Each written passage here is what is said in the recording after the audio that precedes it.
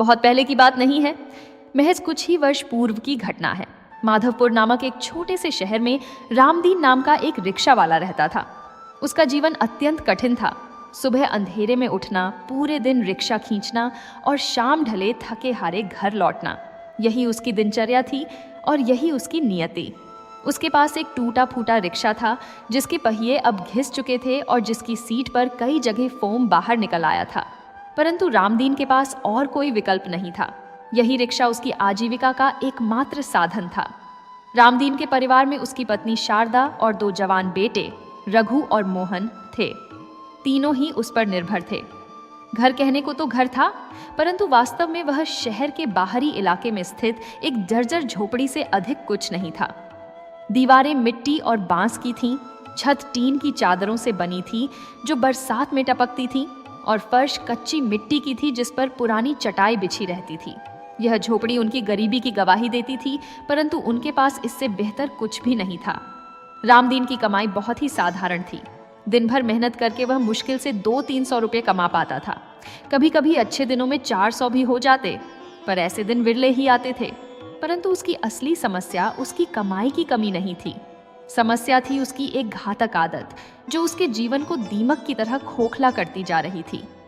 रामदीन को दारू की लत लग चुकी थी, और यह लत इतनी प्रबल थी कि वह अपनी दिन भर की कमाई का आधा हिस्सा, कभी कभी तो उससे भी अधिक, शराब पर खर्च कर देता था। हर शाम जब वह रिक्शा खींचते खींचते थक जाता तो सीधे शहर के बाहरी किनारे पर स्थित उस छोटी सी दुकान पर चला जाता जहां सस्ती देसी शराब मिलती थी। वहां वह अपने जैसे ही कुछ और मजदूरों के साथ बैठकर बोतल के बोतल खाली कर देता। नशे में वह अपनी सारी परेशानियां भूल जाता। गरीबी, अपमान, जीवन की कठिनाइयां, सब कुछ शराब के नशे में डूब जाता। परंतु जब नशा उतरता तो वास्तविकता और भी कड़वी हो जाती थी। शारदा रोज रोती थी, कभी पड़ोसियों से, कभी अपने बेटों से, कभी खुद से ही शिकायत करती, यह आदमी हमें मार डालेगा, दिन भर खटता है और सारे पैसे दारू में उड़ा देता है, बच्चों को पेट भर खाना भी नसीब नहीं होता। रघु और मोहन भी अपने पिता की इस आदत से अत्यंत क्षुब्ध रहते थे। कई बार वे उसे समझाने की कोशिश करते, परंतु नशे में चूर रामदीन कभी उनकी बात सुनने को तैयार नहीं होता। कभी कभी तो वह गुस्से में आकर उन्हें डांट देता या मारने के लिए हाथ उठा देता। घर का माहौल दिन ब दिन बिगड़ता जा रहा था, परंतु नियति के हाथों में कुछ और ही योजना थी। एक रात की बात है जब रामदीन अपनी रोजमर्रा की आदत के अनुसार दिन भर रिक्शा चलाने के बाद शराब पीने पहुंच गया। उस दिन उसने सामान्य से अधिक पी ली थी और नशा कुछ ज्यादा ही चढ़ गया था। लड़खड़ाते हुए वह अपने रिक्शे पर बैठा और किसी तरह शहर के बाहरी हिस्से की ओर चल पड़ा। रास्ते में उसे एक सुनसान जगह मिली जहां सड़क के किनारे पुरानी इमारतों की ऊंची ऊंची दीवारें थीं और आसपास घनी झाड़ियां उगी हुई थीं। इस जगह पर शाम ढलते ही सन्नाटा पसर जाता था और कोई भी राहगीर यहां से गुजरना पसंद नहीं करता था। रामदीन ने अपना रिक्शा वहीं किनारे लगाया और नशे के प्रभाव में उसी के पास जमीन पर लेट गया। कुछ ही देर में उसकी आंख लग गई। रात गहरी होती जा रही और चारों ओर निस्तब्धता थी। तभी अचानक एक तेज आवाज आई, धम्म धम्म। रामदीन की नींद टूट गई। उसने आंखें खोली, परंतु अंधेरे में कुछ साफ नजर नहीं आ रहा था। आवाज दीवार के उस पार से आ रही थी, जैसे कोई भारी चीज ऊपर से गिरी हो। पहले तो उसने सोचा कि शायद कोई जानवर होगा या फिर दीवार का कोई हिस्सा टूट कर गिरा होगा। नशे में धुत रामदीन ने मन ही मन गालियां दी। कौन सा बेवकूफ है जो रात के इस वक्त शोर मचा रहा है, सोने भी नहीं देता। परंतु कुछ देर बाद फिर वही आवाज आई, धम। इस बार रामदीन थोड़ा चौकन्ना हुआ। उसने अपनी धुंधली आंखों से चारों ओर देखा। अंधेरे में उसे सामने की ऊंची दीवार दिखाई दी और उसके पास घनी झाड़ियां। उसके मन में डर और जिज्ञासा दोनों जागने लगी। क्या दीवार के उस पार कोई है? क्या वहां से कोई सामान फेंक रहा है? उसने सोचा। नशे के बावजूद उसकी समझ में आया कि यह आवाज साधारण नहीं थी। दीवार बहुत ऊंची थी और उसके पार क्या था यह रामदीन को नहीं मालूम था, परंतु जो भी था वह रहस्यमय अवश्य था। डरते डरते परंतु उत्सुकतावश रामदीन उठकर खड़ा हुआ। उसके पैर लड़खड़ा रहे थे, परंतु उसने हिम्मत करके झाड़ियों की ओर कदम बढ़ाए। अंधेरा घना था और रास्ता कांटों और पत्थरों से भरा था। उसने अपने हाथों से झाड़ियों को हटाया और आगे बढ़ता गया। थोड़ी देर बाद उसे जमीन पर कुछ भारी भारी चीजें पड़ी दिखाई दी। पास जाकर देखा तो वे बड़े बड़े बोरे थे। मोटे कपड़े के बने बोरे जो बंधे हुए थे और जिनका वजन काफी अधिक लग रहा था। रामदीन का दिल तेजी से धड़कने लगा। उसने एक बोरे को हाथ लगाकर हिलाने की कोशिश की। वह बहुत भारी था। इसमें क्या है? उसने सोचा। कोई अनाज या फिर कुछ और? उसके मन में तरह तरह के सवाल उठने लगे। अंधेरे में सुनसान जगह पर रात के इस पहर में दीवार के पार से फेंके गए ये बोरे, ये सब कुछ अत्यंत संदेहास्पद था, परंतु गरीबी और लालच ने उसे आगे बढ़ने के लिए प्रेरित किया। रामदीन ने कांपते हाथों से एक बोरे को खींचकर थोड़ा खुला किया। अंधेरे में उसे कुछ स्पष्ट नजर नहीं आ रहा था, परंतु जब उसने हाथ अंदर डाला तो उसकी उंगलियों ने कुछ ऐसा छुआ जो कागज जैसा था, मुलायम परंतु कड़ा। उसने एक मुट्ठी निकालकर देखने की कोशिश की, परंतु अंधेरे में कुछ समझ नहीं आया। तभी उसके मन में एक विचार आया। क्या यह नोट हैं? यह सोचते ही उसके रोंगटे खड़े हो गए। क्या यह संभव था? क्या वास्तव में इन बोरों में पैसे थे, या फिर यह उसके नशे का असर था? रामदीन ने तुरंत निर्णय लिया कि वह इन बोरों को यहाँ से ले जाएगा। चाहे जो भी हो, वह इस रहस्य को सुलझाना चाहता था। उसने एक एक करके 2 बोरों को किसी तरह अपने रिक्शे तक घसीटा और उन्हें रिक्शे पर लाद दिया। बोरे इतने भारी थे कि रिक्शा संभालना मुश्किल हो गया, परंतु रामदीन ने हिम्मत नहीं हारी। उस रात रामदीन ने अपने जीवन का सबसे महत्वपूर्ण निर्णय लिया। वह उन बोरों को लेकर घर की ओर चल पड़ा, न जानते हुए कि यह निर्णय उसके और उसके परिवार के जीवन को हमेशा के लिए बदल देने वाला था। परंतु क्या वास्तव में उन बोरों में नोट थे? और यदि थे तो वे किसके थे? दीवार के उस पार क्या हो रहा था? और सबसे बड़ा सवाल, क्या यह किस्मत का खेल था या फिर किसी बड़ी मुसीबत की शुरुआत? इन सवालों के जवाब तो आने वाले समय में ही मिलने थे।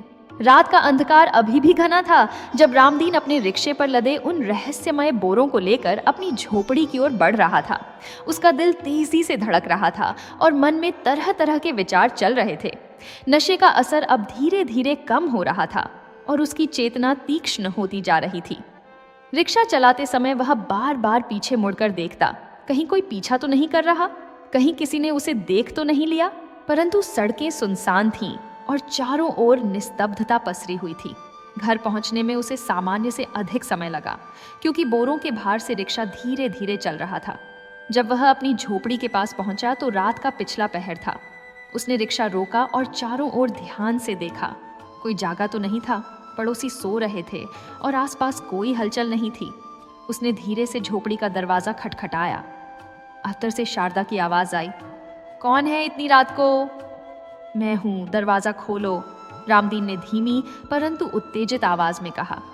शारदा ने दरवाजा खोला और उसके चेहरे पर गुस्सा और निराशा के भाव थे। वह रोज की तरह अपने पति की शराब पीकर आने की आदत से तंग आ चुकी थी, परंतु जब उसने रामदीन के चेहरे पर अजीब सा उत्साह और घबराहट का मिश्रण देखा तो वह चौंक गई। क्या हुआ? तुम इतने परेशान क्यों लग रहे हो? उसने पूछा। पहले ये बोरे अंदर ले आने में मेरी मदद करो, फिर बताता हूँ, रामदीन ने कहा। रघु और मोहन भी जाग गए थे। तीनों ने मिलकर उन भारी बोरों को झोपड़ी के अंदर खींच कर लाया। बोरे इतने वजनदार थे कि उन्हें उठाने में सबको पसीना आ गया। जब बोरे अंदर आ गए और दरवाजा बंद हो गया तो रामदीन ने एक लंबी सांस ली। ये क्या है पिताजी? रघु ने उत्सुकता से पूछा। मुझे नहीं मालूम, रामदीन ने कहा, परंतु मैं जो देखने वाला हूं उसके लिए तुम सब तैयार रहो। उसने कांपते हाथों से पहले बोरे की रस्सी खोलनी शुरू की। रस्सी कसकर बंधी हुई थी और उसे खोलने में कुछ समय लगा। जैसे ही बोरा खुला और रामदीन ने अंदर झांका तो उसकी आंखें फटी की फटी रह गईं। एक पल के लिए तो उसे विश्वास ही नहीं हुआ कि वह जो देख रहा है वह सच है या कोई भ्रम। बोरे के अंदर नोटों की गड्डियां थीं, 500 और 1000 के नोट गड्डियों में बंधे हुए, बोरे में ठसाठस भरे हुए। इतने सारे नोट की गिनती करना असंभव लग रहा था। रामदीन ने एक गड्डी हाथ में उठाई और उसे देखता रहा। उसके हाथ कांप रहे थे और आंखों से आंसू बहने लगे। शारदा, रघु और मोहन भी स्तब्ध खड़े थे। उन्हें अपनी आंखों पर विश्वास नहीं हो रहा था। एक पल के लिए तो झोपड़ी में सन्नाटा छा गया, मानो समय थम गया हो। भगवान, रामदीन की आवाज कांप गई। भगवान, आज मुझे यकीन हो गया कि तू सच में है। और अगले ही पल वह फूट फूट कर रोने लगा। उसने जमीन पर घुटने टेक दिए और अपना माथा जमीन से लगा दिया। हे प्रभु, मैंने जीवन में बहुत पाप किए हैं। मैंने अपने परिवार को दुख दिया है, अपनी कमाई दारू में बर्बाद की है। परंतु तूने मुझे माफ कर दिया, तूने मुझ जैसे पापी पर भी कृपा की। शारदा भी रोने लगी। उसने भी जमीन पर सिर रखा और भगवान को धन्यवाद देने लगी। रघु और मोहन भी अपने माता पिता को देखकर भावुक हो गए। चारों ने मिलकर भगवान के आगे प्रार्थना की, आभार व्यक्त किया और आशीर्वाद मांगा। रामदीन ने फिर दूसरा बोरा खोला। उसमें भी नोटों की गड्डियां भरी हुई थीं। दोनों बोरों में लाखों करोड़ों रुपए थे, इतने कि उनके जीवन में कभी कल्पना भी नहीं की थी। यह धन उनकी पीढ़ियों तक चल सकता था, बशर्ते इसे समझदारी से इस्तेमाल किया जाए। यह कैसे मिला तुम्हें? शारदा ने पूछा, अपने आंसू पोंछते हुए। रामदीन ने पूरी घटना सुनाई। कैसे वह शराब पीकर सो गया था, कैसे दीवार के पार से आवाज आई थी और कैसे उसने झाड़ियों में जाकर ये बोरे पाए थे। सब कुछ सुनकर परिवार के सदस्य हैरान रह गए। यह सब कुछ इतना अविश्वसनीय था, मानो किसी कहानी का हिस्सा हो। यह भगवान की कृपा है, शारदा ने कहा। हमारी गरीबी देखकर उन्होंने हम पर दया की है। रामदीन ने गड्डियों को ध्यान से देखा। प्रत्येक गड्डी में 100 नोट थे और हर नोट 500 या 1000 का था। मोटे अनुमान से प्रत्येक बोरे में कम से कम 3 से 4 करोड़ रुपए थे। दोनों बोरों में मिलाकर 7 से 8 करोड़ तक हो सकते थे। यह राशि इतनी विशाल थी कि उन्हें गिनती करने का भी साहस नहीं हो रहा था। उस रात परिवार के सभी सदस्य सो नहीं पाए।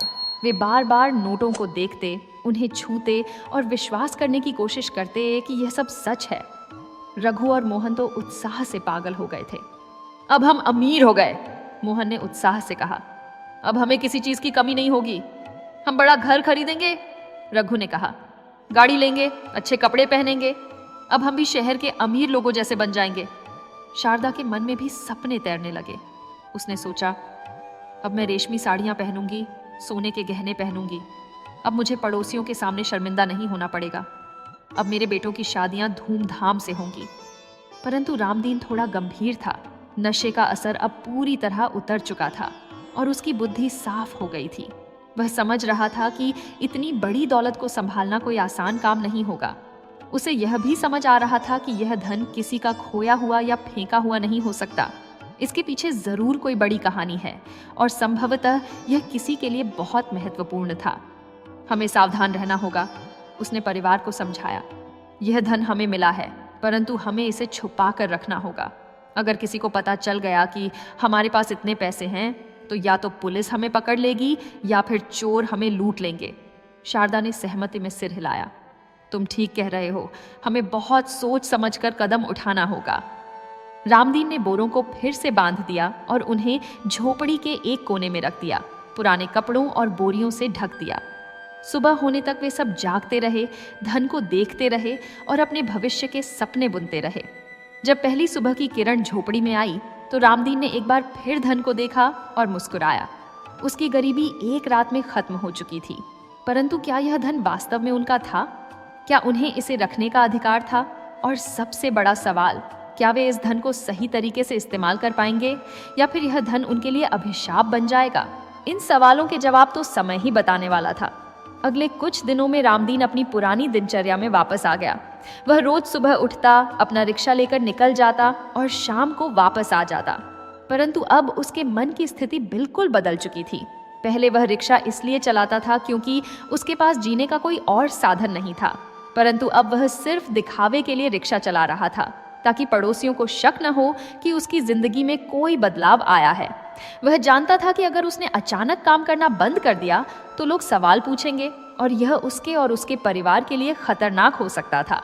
घर में धन के बोरे अभी भी उसी कोने में पड़े थे, पुराने कपड़ों से ढके हुए। रामदीन रात में जब घर में अकेला होता तो चुपचाप उन्हें देखता, गिनता और अपने भविष्य की योजनाएं बनाता। उसने परिवार को सख्त हिदायत दी थी कि कोई भी इस बारे में किसी से एक शब्द भी नहीं बोलेगा, चाहे कुछ भी हो जाए। परंतु रामदीन की जिज्ञासा बढ़ती जा रही थी। वह जानना चाहता था कि आखिर वह धन कहाँ से आया था। एक दिन उसने निश्चय किया कि वह उस जगह पर वापस जाएगा जहाँ से उसे बोरे मिले थे। दोपहर के समय जब धूप तेज थी और सड़कें सुनसान थीं, वह अपने रिक्शे पर उस स्थान की ओर गया। जिस दीवार के पास उसे बोरे मिले थे वह बहुत ऊंची थी, कम से कम 20-25 फुट ऊंची। दीवार पुरानी ईंटों की बनी थी और उसके ऊपर कांच के टुकड़े लगे हुए थे ताकि कोई चढ़ न सके। रामदीन ने दीवार के साथ साथ चलना शुरू किया और थोड़ी दूर जाने पर उसे एक बड़ा लोहे का गेट दिखाई दिया। गेट के ऊपर एक बोर्ड लगा था जिस पर लिखा था माननीय श्री बलराज सिंह का निवास। रामदीन का दिल जोर से धड़का। बलराज सिंह, यह नाम उस इलाके में बहुत प्रसिद्ध था। वह एक विधायक थे जो कई वर्षों से उस क्षेत्र का प्रतिनिधित्व कर रहे थे। लोग कहते थे कि उनके पास अकूत संपत्ति है और वह बहुत प्रभावशाली व्यक्ति हैं, परंतु साथ ही उनके बारे में कई अंधेरी कहानियां भी थीं। भ्रष्टाचार, काले धन का भंडारण और अवैध गतिविधियों में संलिप्तता की अफवाहें भी फैली हुई थीं। रामदीन ने तुरंत समझ लिया कि जो बोरे उसे मिले थे वे इसी हवेली से फेंके गए होंगे। शायद उस रात कोई छापा या जांच की खबर मिली होगी और जल्दबाजी में काला धन छुपाने के लिए उन्होंने बोरों को दीवार के पार फेंक दिया होगा। रामदीन के लिए यह समझना मुश्किल नहीं था कि वह धन अवैध था, परंतु उसके मन में कोई पश्चाताप नहीं था। उसने सोचा, जो धन भ्रष्टाचार से कमाया गया है उसे अगर कोई गरीब पा ले तो इसमें बुराई क्या है? यह तो भगवान का न्याय है। वह मुस्कुराता हुआ वहां से चला गया और अपने घर वापस लौट आया। उसने पूरी बात अपने परिवार को बताई और सबने राहत की सांस ली। कम से कम अब उन्हें पता था कि धन किसका था, और यह भी कि उसे वापस खोजने की कोशिश शायद नहीं होगी क्योंकि विधायक खुद भी उस धन को स्वीकार नहीं कर सकते थे। इस खबर के बाद परिवार में खुशी की लहर दौड़ गई। अब उन्हें लग रहा था कि यह धन वास्तव में उनका है और वे इसे जी भरकर खर्च कर सकते हैं। शारदा, जो अब तक चुपचाप अपने सपने मन में संजोए बैठी थी, अब खुलकर बोलने लगी। अब हमें यहाँ से निकलना चाहिए, उसने कहा। हमें एक बड़े शहर में जाना चाहिए जहाँ हमें कोई नहीं जानता। वहाँ हम एक अच्छा घर खरीदेंगे, अच्छे कपड़े पहनेंगे और सम्मान से रहेंगे। हाँ माँ, रघु ने उत्साह से कहा, मैं एक बुलेट बाइक खरीदूंगा। कितने दिनों से मेरा सपना है कि मैं भी बाइक पर घूमूं और एक दिन तो गाड़ी भी लूंगा। मैं तो महंगी शराब पीऊंगा, मोहन ने हंसते हुए कहा।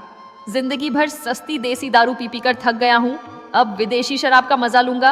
और हाँ, मैं भी कार लूंगा, एक बड़ी चमकदार कार। शारदा ने अपनी कल्पनाओं को साझा किया। मैं रेशमी साड़ियां पहनूंगी, हीरे के गहने पहनूंगी, अपने बेटों की शादियां बड़े धूमधाम से करूंगी, नौकर चाकर रखूंगी। अब मुझे हाथ से बर्तन नहीं धोने पड़ेंगे, खाना नहीं बनाना पड़ेगा। रघु और मोहन तो और भी बड़े सपने देख रहे थे। वे कल्पना कर रहे थे कि वे हीरो की तरह जीवन जिएंगे, महंगे क्लबों में जाएंगे, सुंदर लड़कियों के साथ घूमेंगे, दोस्तों को पार्टियां देंगे।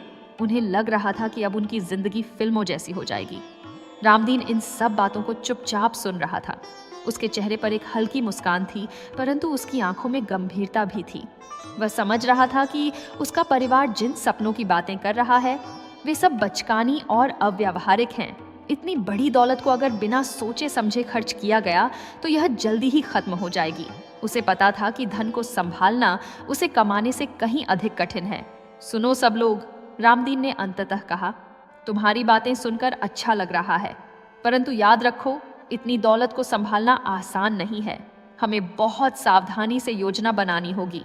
अगर हमने लापरवाही की तो यह सब कुछ खो देंगे। पिताजी ठीक कह रहे हैं, शारदा ने सहमति में सिर हिलाया।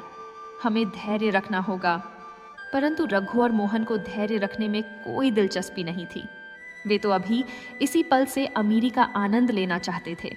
उनकी नजरों में धन की चमक थी और मन में असीमित इच्छाओं का तूफान था। रामदीन यह सब देख रहा था और उसके मन में एक अनजानी चिंता उत्पन्न हो रही थी। वह जानता था कि धन मनुष्य को बदल देता है, कभी अच्छे के लिए और कभी बुरे के लिए। उसे डर था कि यह धन उसके परिवार के लिए वरदान साबित होगा या अभिशाप, यह आने वाले समय में ही पता चलेगा। उस रात जब सब सो गए तो रामदीन अकेला बैठा सोच रहा था। उसने निश्चय किया कि वह एक ठोस योजना बनाएगा। पहले वह धन को सुरक्षित तरीके से छुपाएगा, फिर धीरे धीरे सोच समझकर उसका उपयोग करेगा। वह अपने परिवार को नए शहर भेजेगा जहां उन्हें कोई नहीं जानता, और वहां वे एक नई पहचान के साथ जीवन शुरू करेंगे। परंतु क्या उसकी यह योजना सफल होगी? क्या उसका परिवार धन की इस आंधी में अपना संतुलन बनाए रख पाएगा?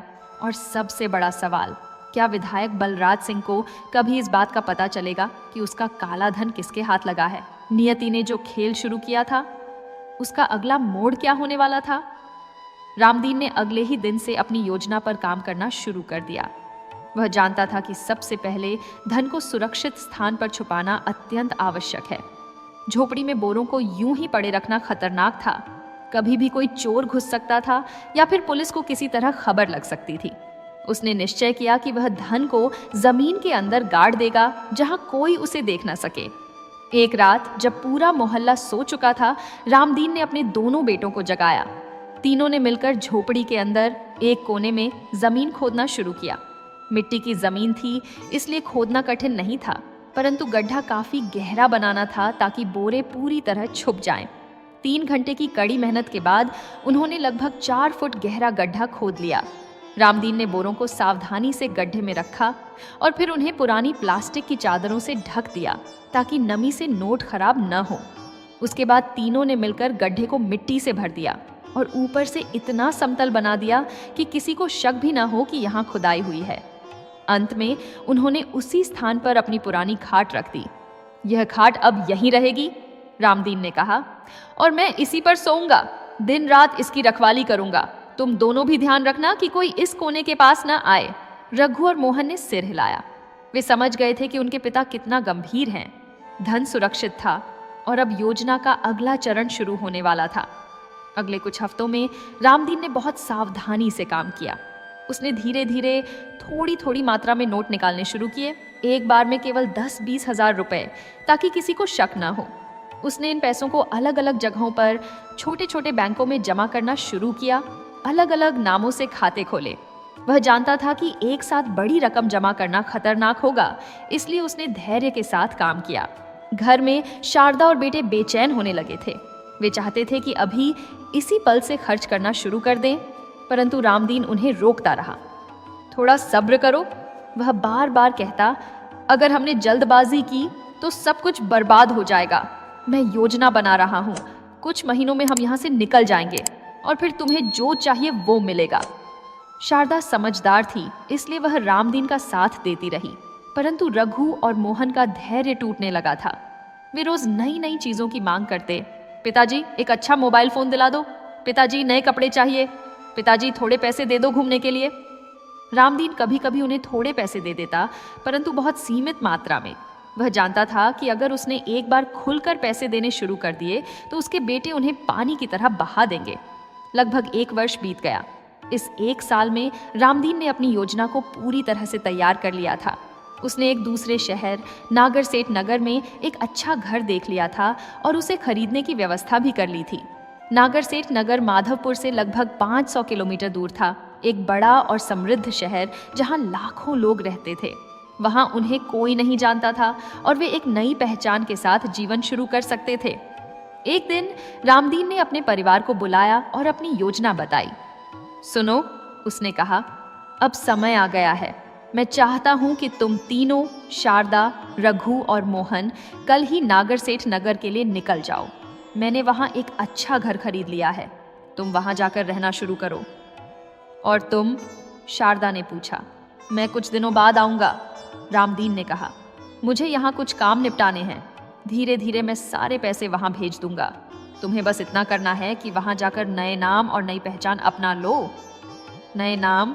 रघु ने आश्चर्य से पूछा। हाँ, रामदीन ने कहा।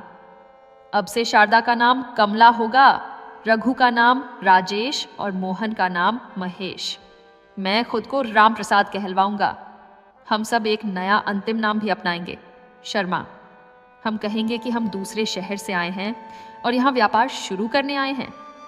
परिवार के सभी सदस्य समझ गए कि रामदीन ने कितनी सोच समझकर यह योजना बनाई है। नए नाम, नई जगह, नई पहचान, ये सब इसलिए जरूरी था ताकि उनके पुराने जीवन से कोई संबंध न रहे और कोई उन्हें पहचान न सके।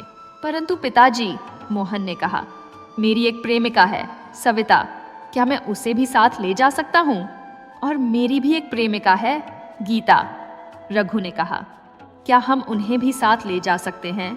रामदीन का चेहरा गंभीर हो गया। नहीं, उसने दृढ़ता से कहा, बिल्कुल नहीं।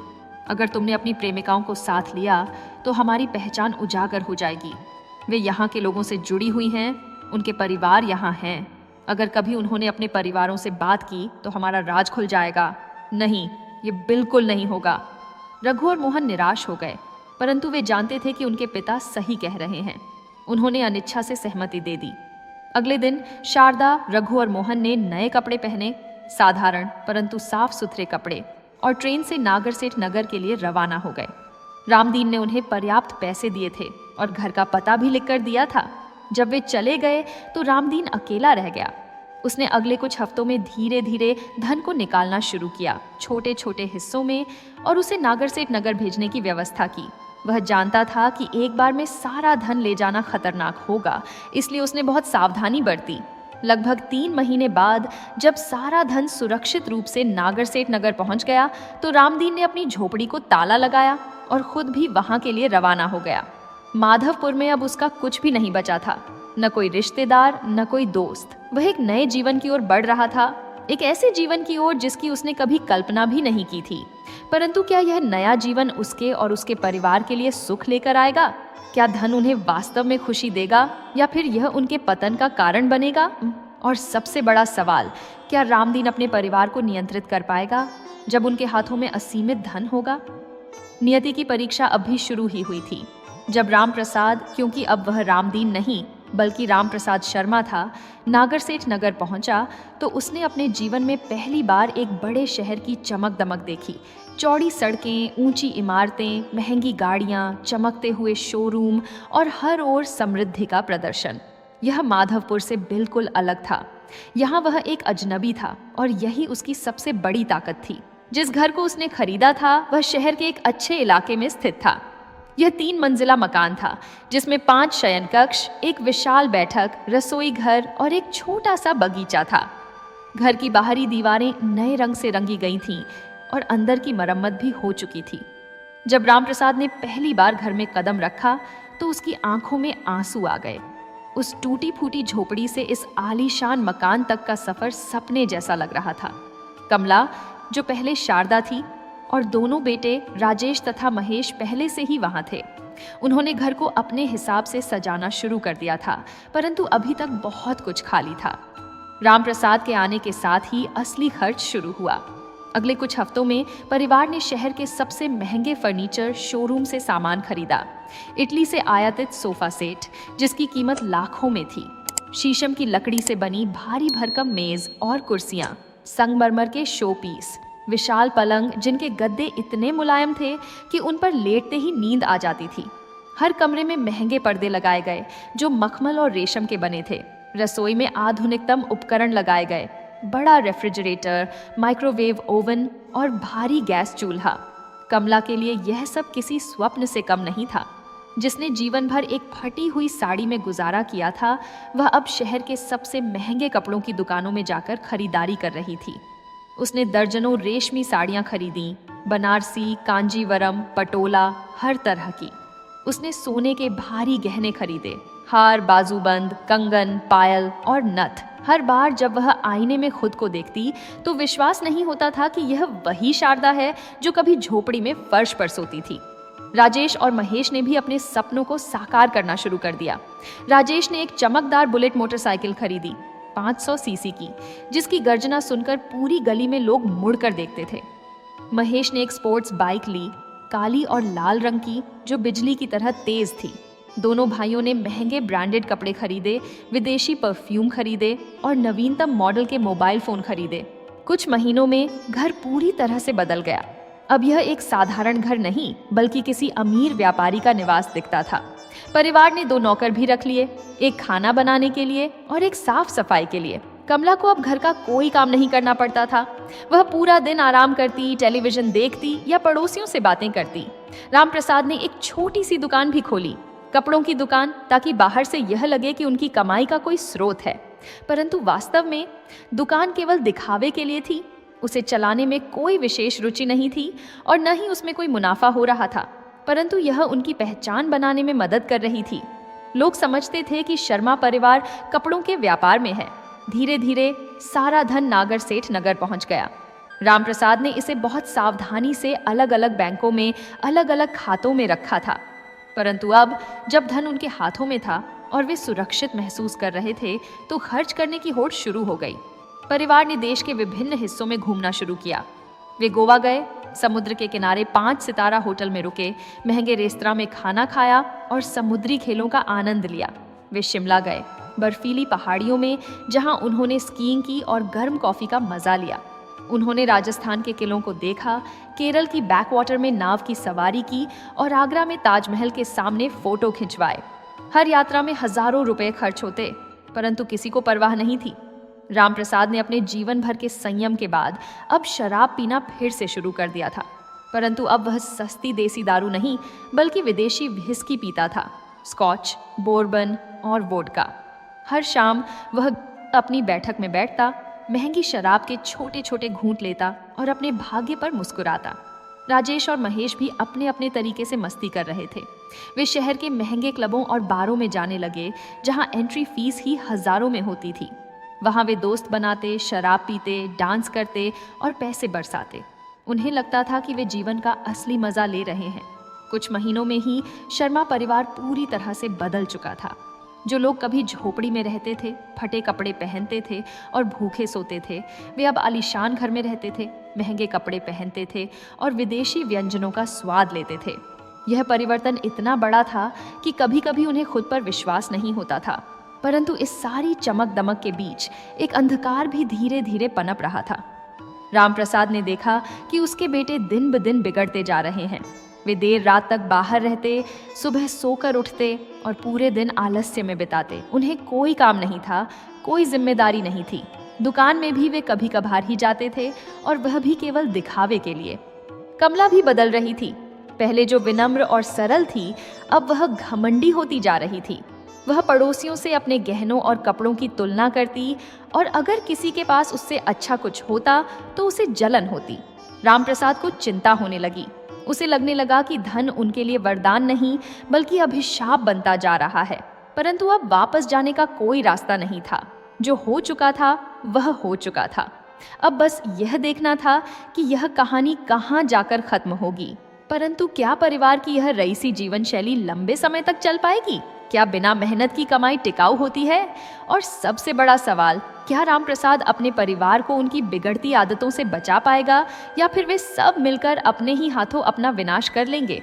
समय के साथ शर्मा परिवार की दशा और भी बिगड़ती चली गई। जो धन उनके लिए वरदान बनकर आया था, वही अब धीरे धीरे उनके चरित्र और संस्कारों को नष्ट कर रहा था। अमीरी का नशा इतना प्रबल हो गया था कि परिवार के सदस्यों को यह भी समझ नहीं आ रहा था कि वे किस दिशा में जा रहे हैं। राजेश और महेश की आदतें दिन ब दिन बिगड़ती जा रही थीं। शुरुआत में वे केवल महंगे क्लबों और बारों में जाते थे, परंतु अब उन्होंने जुए की दुनिया में भी कदम रख दिया था।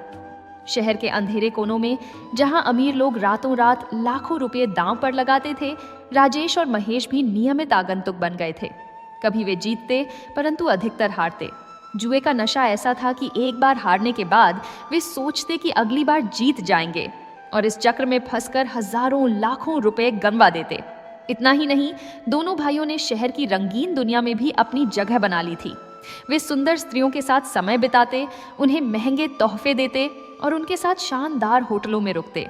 उनके लिए यह सब एक खेल था, एक मनोरंजन था। उन्हें यह बिल्कुल एहसास नहीं था कि वे अपने चरित्र को कितना गिरा रहे हैं। कुछ समय बाद राजेश और महेश ने शादी कर ली। राजेश की पत्नी का नाम चमेली था, एक सुंदर और सीधी सादी लड़की जो एक मध्यम वर्गीय परिवार से थी। महेश की पत्नी का नाम कांति था।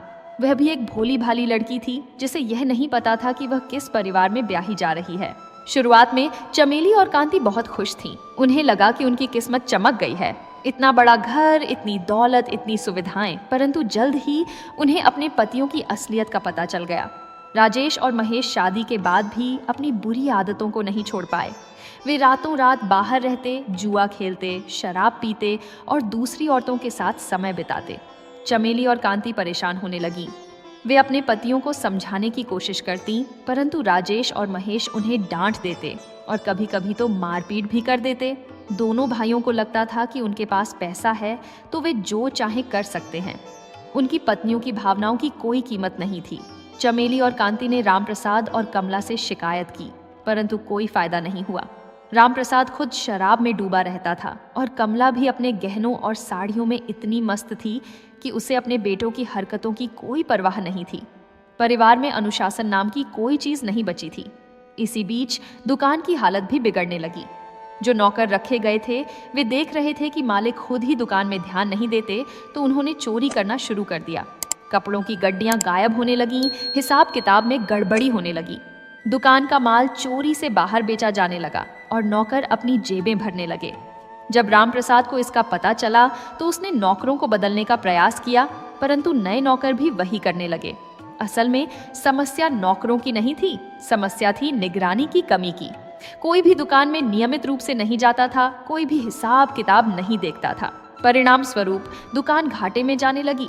हर महीने लाखों रुपए का नुकसान हो रहा था, परंतु परिवार के सदस्यों को इसकी कोई चिंता नहीं थी।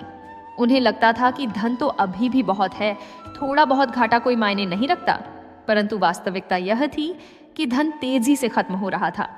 एक ओर जुआ और शराब में लाखों रुपए बर्बाद हो रहे थे, दूसरी ओर दुकान में घाटा हो रहा था, और तीसरी ओर परिवार का रोजमर्रा का खर्च भी बहुत अधिक था।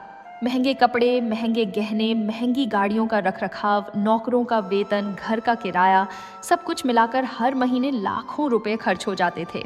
रामप्रसाद को अब चिंता होने लगी। उसने एक दिन अपने खातों की जांच की और जो आंकड़े सामने आए उन्हें देखकर उसका दिल बैठ गया। जो 7 करोड़ रुपए थे उनमें से अब केवल 3 करोड़ रुपए ही बचे थे। 4 करोड़ रुपए, आधी से अधिक दौलत केवल कुछ महीनों में खत्म हो चुकी थी। उसने परिवार के सभी सदस्यों को बुलाया और सख्ती से कहा, सुनो, हमारा धन तेजी से खत्म हो रहा है। अगर ऐसे ही चलता रहा तो कुछ ही महीनों में हम फिर से कंगाल हो जाएंगे। हमें अपने खर्च कम करने होंगे और बेटों को अपनी बुरी आदतें छोड़नी होंगी। परंतु उसकी बात किसी ने नहीं सुनी। राजेश ने कहा, पिताजी, अभी तो 3 करोड़ बचे हैं, चिंता की क्या बात है, जब खत्म हो जाएगा तब देखेंगे। महेश ने भी उसी लहजे में कहा, हाँ पिताजी, आप बेकार परेशान हो रहे हैं, हम जानते हैं कि क्या करना है। कमला भी अपने बेटों का पक्ष लेने लगी। तुम बूढ़े हो गए हो इसलिए डर रहे हो, हमारे बच्चे समझदार हैं, वे संभाल लेंगे। रामप्रसाद निराश हो गया। उसे समझ आ गया कि उसके परिवार ने धन के नशे में अपनी सोचने समझने की शक्ति खो दी है। वे यह नहीं देख पा रहे थे कि वे किस रसातल की ओर बढ़ रहे हैं। चमेली और कांति तो पहले से ही दुखी थीं। उनके पति उन्हें प्यार नहीं करते थे, उनका सम्मान नहीं करते थे। वे घर में अपमानित महसूस करती थीं। कई बार उन्होंने अपने मायके जाने की सोची, परंतु लोग क्या कहेंगे यह सोचकर रुक गईं। परिवार का ताना बाना बिखरने लगा था। जो धन उन्हें एक साथ लाया था वही अब उन्हें तोड़ रहा था। घर में झगड़े होने लगे, गालियां होने लगी और कभी कभी तो हाथापाई भी हो जाती थी। रामप्रसाद ने अपनी शराब की मात्रा और बढ़ा दी। वह सोचता था कि शायद नशे में सब कुछ भूल जाएगा, परंतु सच्चाई यह थी कि नशा उसके स्वास्थ्य को बर्बाद कर रहा था। उसका लीवर खराब होने लगा था, शरीर में दर्द रहने लगा था और चेहरा पीला पड़ने लगा था। कमला का मन भी बदल गया था। वह अब पहले जैसी खुश नहीं रहती थी। उसे एहसास होने लगा था कि धन से खुशी नहीं खरीदी जा सकती। उसके बेटे बिगड़ गए थे, उसकी बहुएं दुखी थीं और उसका पति बीमार हो रहा था। यह सब देखकर उसे पछतावा होने लगा, परंतु अब क्या किया जा सकता था? जो हो चुका था वह हो चुका था। अब बस यह देखना था कि यह परिवार कहाँ जाकर रुकेगा। क्या वे समय रहते संभल जाएंगे या फिर पूरी तरह से बर्बाद हो जाएंगे? क्या धन का यह अभिशाप उन्हें पूरी तरह से निगल लेगा या फिर कोई चमत्कार होगा जो उन्हें बचा लेगा? समय का पहिया घूमता रहा और शर्मा परिवार का पतन भी उसी गति से जारी रहा। जो 3 करोड़ रुपए बचे थे वे भी अगले कुछ महीनों में पानी की तरह बह गए। राजेश और महेश की बुरी आदतों ने कोई विराम नहीं लिया। वे जुआ खेलते रहे, शराब पीते रहे और महंगी जीवन शैली जीते रहे। उन्हें यह विश्वास ही नहीं हो रहा था कि इतनी बड़ी दौलत भी खत्म हो सकती है। परंतु गणित झूठ नहीं बोलता। जब खर्च आमदनी से कहीं अधिक हो तो पतन तय है। और यही हुआ।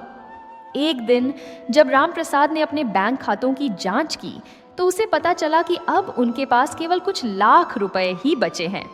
7 करोड़ की वह विशाल रकम जो कभी उनकी किस्मत बदलने आई थी अब लगभग समाप्त हो चुकी थी। रामप्रसाद का दिल टूट गया।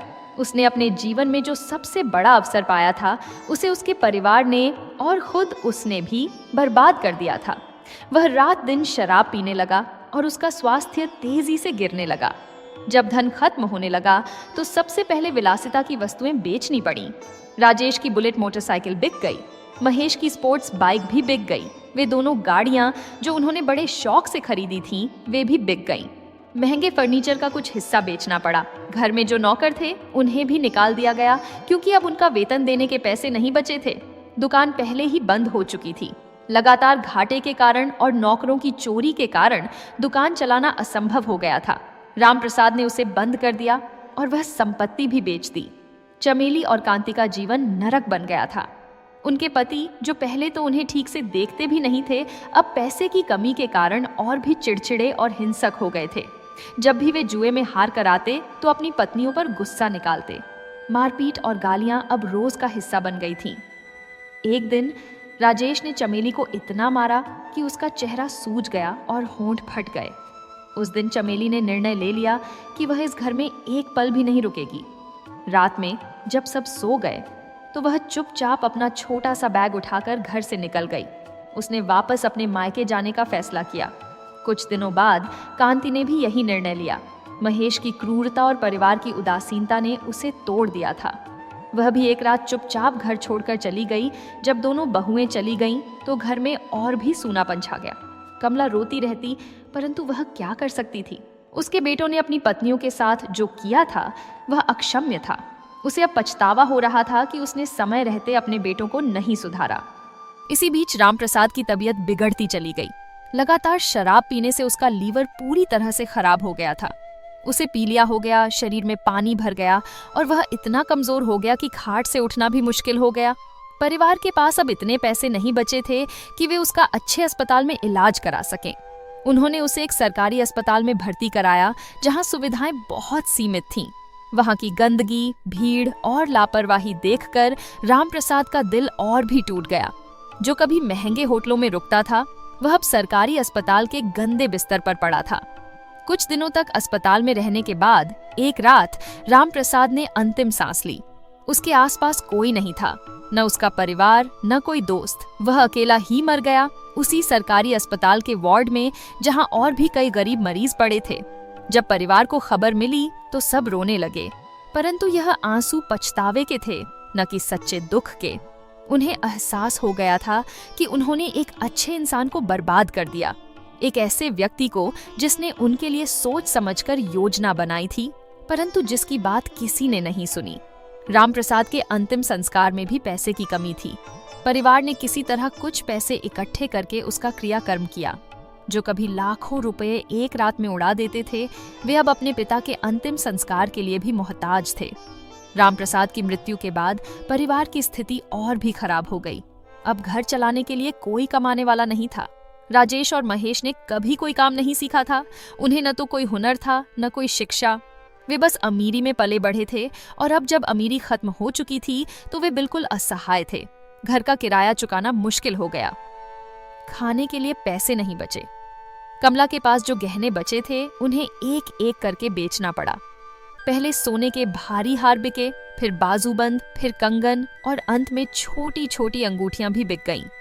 हर गहना बेचते समय कमला रोती थी, परंतु उसके पास कोई विकल्प नहीं था। कुछ महीनों बाद जब गहने भी खत्म हो गए तो आखिरकार वह दिन आ गया जिसका डर था। परिवार को वह बड़ा घर भी बेचना पड़ा। जिस घर को खरीदने में उन्होंने लाखों खर्च किए थे, वह अब मजबूरी में औने पौने दाम पर बेचा गया। घर बेचने से जो पैसे मिले वे भी कुछ ही महीनों में खत्म हो गए। अब परिवार एक छोटी सी किराए की कोठरी में रहने लगा। यह कोठरी शहर के गरीब इलाके में थी, जहां मजदूर और रिक्शा वाले रहते थे। वही राजेश और महेश, जो कभी महंगी बाइक और गाड़ियों में घूमते थे, अब इस गंदी गली में रहने को मजबूर थे। 7 करोड़ रुपए की वह विशाल दौलत अब पूरी तरह से खत्म हो चुकी थी। एक एक पैसा बर्बाद हो गया था, जुए में, शराब में, विलासिता में और मूर्खता में। अब परिवार फिर से वहीं पहुंच गया था जहां से उसने शुरुआत की थी, गरीबी में, असहायता में और निराशा में। परंतु क्या यह अंत था, या फिर नियति के पास अभी और भी कुछ सबक बाकी थे? क्या परिवार इस गहरे गड्ढे से बाहर निकल पाएगा? और सबसे बड़ा सवाल, क्या उन्होंने इस अनुभव से कुछ सीखा या फिर वे अपनी गलतियों को दोहराते रहेंगे? नागरसेठ नगर में अब उनके लिए कुछ भी नहीं बचा था। किराए की कोठरी में रहते हुए भी जब खाने के लाले पड़ने लगे तो राजेश और महेश ने आखिरकार निर्णय लिया कि वे माधवपुर वापस चलेंगे, वहीं जहां से उनकी यात्रा शुरू हुई थी। शायद वहां उनकी पुरानी झोपड़ी में रहकर वे किसी तरह जीवन चला सकें। कम से कम वहां किराया तो नहीं देना पड़ेगा। जब वे तीनों, कमला, राजेश और महेश, माधवपुर पहुंचे तो उनके मन में अजीब सी पीड़ा थी। वही सड़कें, वही गलियां जहां से वे कभी बड़े सपने लेकर निकले थे, परंतु अब वे खाली हाथ, टूटे हुए और निराश होकर वापस आ रहे थे। शहर के लोग उन्हें पहचान नहीं पाए। वे इतने बदल गए थे, इतने कमजोर और बूढ़े दिखने लगे थे। जब वे अपनी पुरानी झोपड़ी के पास पहुंचे तो देखा कि वह लगभग ढह चुकी थी।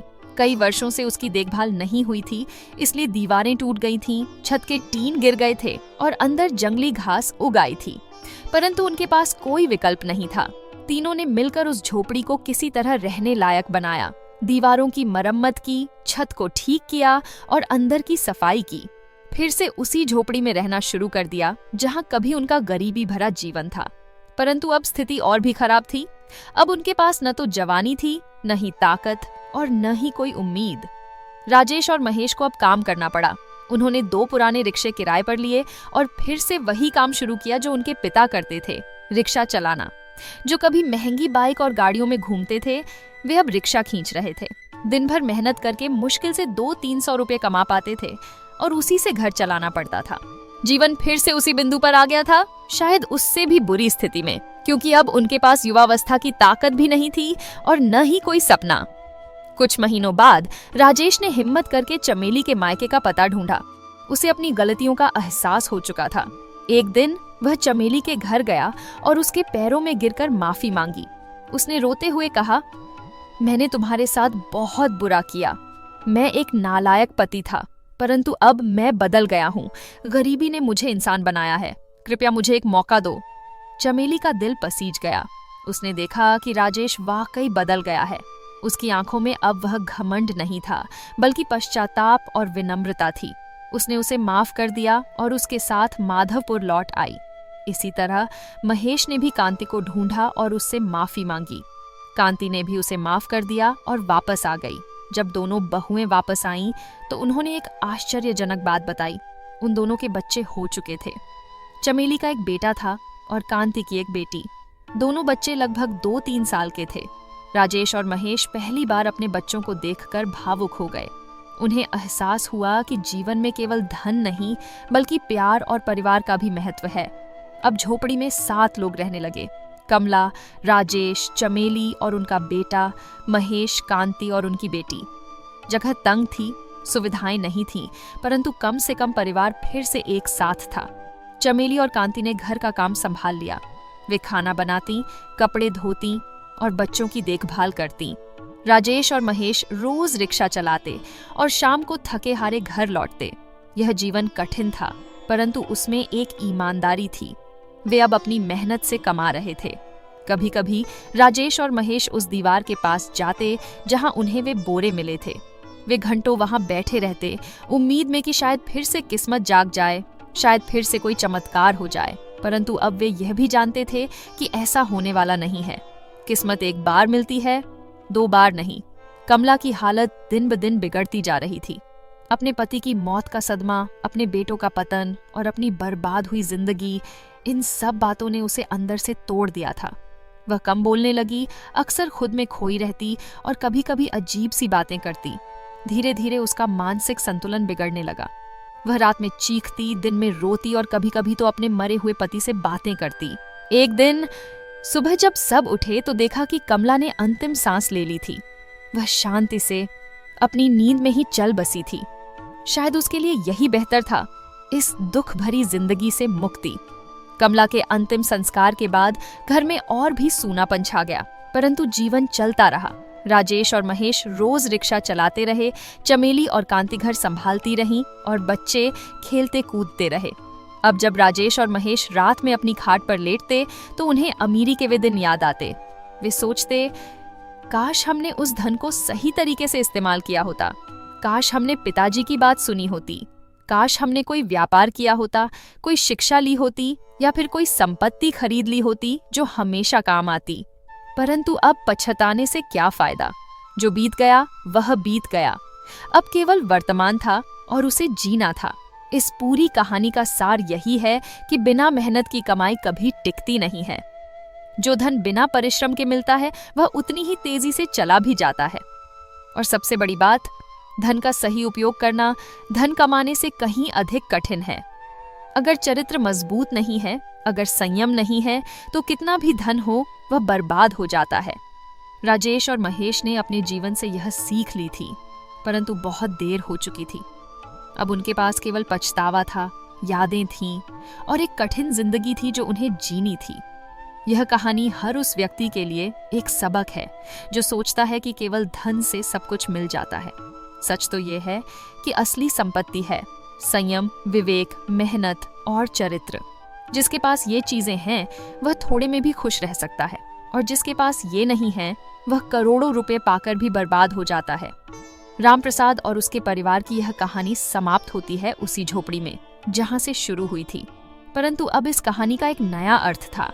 यह एक चेतावनी थी, एक सीख थी और एक उदाहरण था कि नसीब से मिली दौलत अगर बुद्धिमानी से न संभाली जाए तो वह अभिशाप बन जाती है। और इस तरह नियति ने एक बार फिर साबित कर दिया कि जीवन में सबसे महत्वपूर्ण चीज धन नहीं बल्कि विवेक है। यदि आपको यह कहानी पसंद आई हो तो कृपया वीडियो को लाइक करें, चैनल को सब्सक्राइब करें और अपनी राय कमेंट में अवश्य दें।